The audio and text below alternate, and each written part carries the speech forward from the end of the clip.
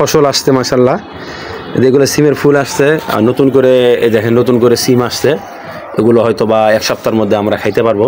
এই দেখেন আসছে, এই যে অনেক পরিমাণ, অনেক মানে ছোট্ট একটা গাছ থেকে পুরো মানে পরিবেশটাই চেঞ্জ হয়ে গেছে মাশাআল্লাহ। এই যে এখানে দেখেন আপনার এখানেও আসছে ফল, আর সাথে তো পুঁই শাক আছে। আমার পুঁই শাক তো আলহামদুলিল্লাহ প্রায় 1.5-2 বছর ধরে আমি খাইতেছি।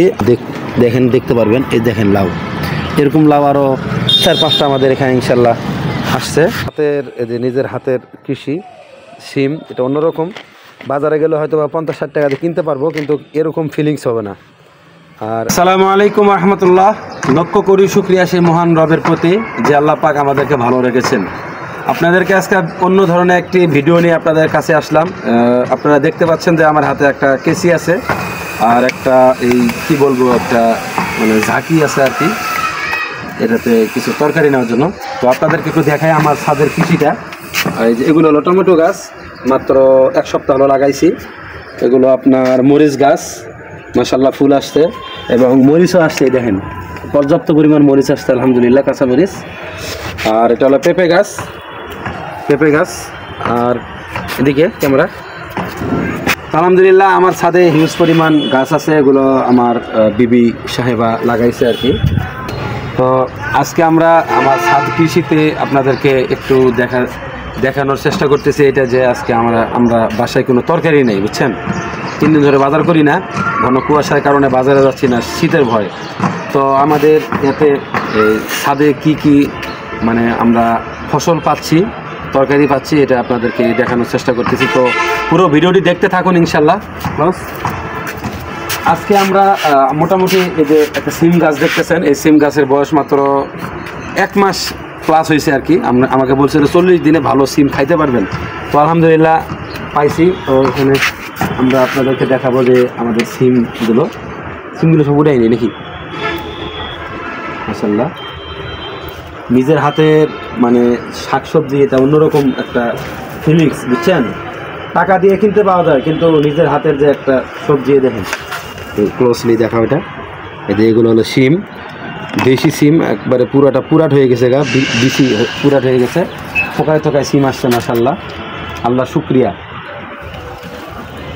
আল্লাহ পাকের লক্ষ্য করি শুক্রিয়া যে আমাদের মতো নগণ্য বান্দা আর এমন ছাদের মধ্যে যে আমরা কৃষি কাজ বা কৃষি করে আমরা সিমটা আবাদ করে খেতে পারছি। দেখেন আল্লাহু আকবার, আলহামদুলিল্লাহ। একটু ক্লোজলি দেখাও, একটু ক্লোজলি দেখাও। এই যে এটা একটু হালকা জুম দাও, মানে অন্যরকম।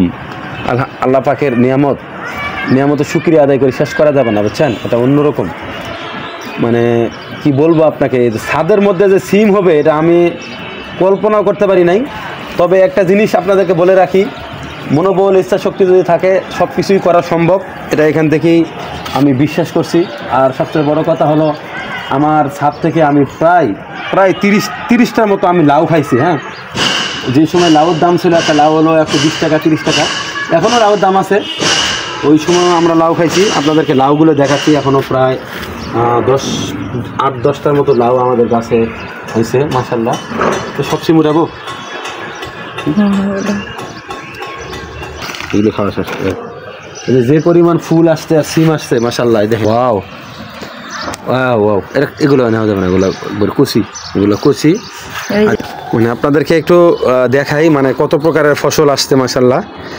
এগুলো সিমের ফুল আসছে আর নতুন করে এই দেখেন নতুন করে সিম আসছে। এগুলো হয়তো বা 1 সপ্তাহের মধ্যে আমরা খাইতে পারবো। এই দেখেন আসছে, এই যে অনেক পরিমাণ, অনেক মানে ছোট্ট একটা গাছ থেকে পুরো মানে পরিবেশটাই চেঞ্জ হয়ে গেছে মাশাআল্লাহ। এই যে এখানে দেখেন আপনার এখানেও আসছে ফল, আর সাথে তো পুঁই শাক আছে। আমার পুঁই শাক তো আলহামদুলিল্লাহ প্রায় 1.5-2 বছর ধরে আমি খাইতেছি। আর এটা হলো আমাদের লাউ গাছ। তো আলহামদুলিল্লাহ প্রায় বললাম না আপনাকে যে আমি প্রায় 30টা মতো লাউ খাইছি। এখনও আমাদের গাছে এখনও লাউ আছে। আপনারা যদি একটু কষ্ট করে দেখতে পারবেন। এই দেখেন লাউ, এরকম লাউ আরও 4-5টা আমাদের এখানে ইনশাল্লাহ আসছে। তো সবাই দোয়া করবেন। আর নিজের হাতের কৃষি সিম, এটা অন্যরকম। বাজারে গেলে হয়তো বা 50-60 টাকা দিয়ে কিনতে পারবো, কিন্তু এরকম ফিলিংস হবে না। আর এই দেখেন আমাদের একটা টমেটো গাছ, বিশাল টমেটো গাছ, আলহামদুলিল্লাহ টমেটো আসছে, সবাই দোয়া করবেন। এটা হাইব্রিড জাত, এটাতে আপনার এক একটা গাছে কমপক্ষে 20 কেজি 15 কেজি 20 কেজি করে টমেটো আসে। কারণ গত বছর আমরা খেয়েছি প্রায় রমাজান মাসে, মানে কুরবানি পর্যন্ত এগুলো গাছে টমেটো আসে, বুঝছেন। এই হলো আমাদের ছাদ কৃষি। সবাই দোয়া করবেন, আর দোয়া করবেন যেন আমরা এই অর্গানিক খাবারটা খাইতে পারি, বাচ্চাদেরকে যেন এটা খাওয়াইতে পারি। আর যাদের বাড়িতে বাসায় উঠানে যদি কোনো আপনার সম্ভব হয় তো গাছগুলো রোপণ করবেন, তবে যত্ন করতে হয়। এগুলো যত্ন আমার বাসায় আমার সহধর্মিণী করে, যত্ন করলেই। আর আরেকটা জিনিস দেখাই আপনাদেরকে, এখানে করলা, এই যে করলা, হ্যাঁ এগুলো হলো করলা গাছ হয়েছে, করলাও আসছে মোটামুটি বেশ কয়েকটা। দোয়া করবেন। আসসালামু আলাইকুম।